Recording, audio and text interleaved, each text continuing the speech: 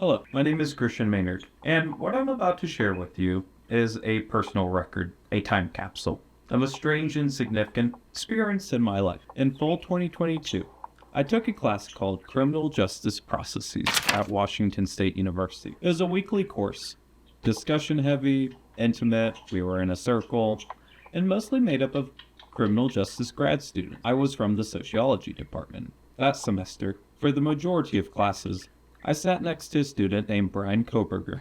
Yes, that Bryan Kohberger. When I first met Bryan, nothing stood out.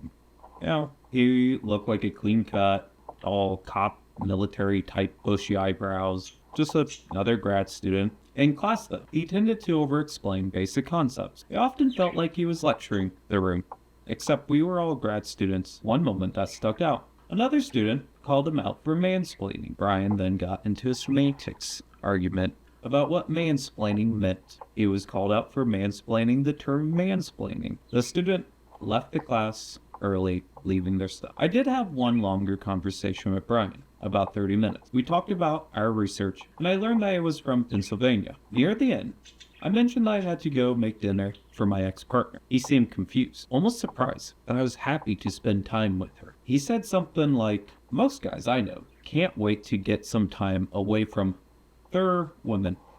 I do remember thinking that was strange. Now it's revealing. After that conversation, we kept our exchanges to brief pleasantry. In class discussions, he often gravitated toward a nature over nurture arguments, leaning into psychological explanations, as if some people were just wired to break the law. I didn't think much of it at the time, but in hindsight, it feels more pointed. When the news broke that police had arrested Kohberger, I was stunned to say the least.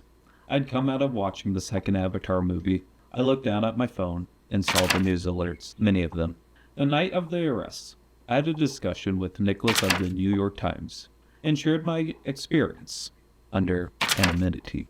The statements in the article that could be attributed to me are shown here. I felt the need to make this video for several reasons. First, I've been asked about this experience many times. This can serve as a time capsule. Second, I've been subpoenaed to be a potential witness in this trial.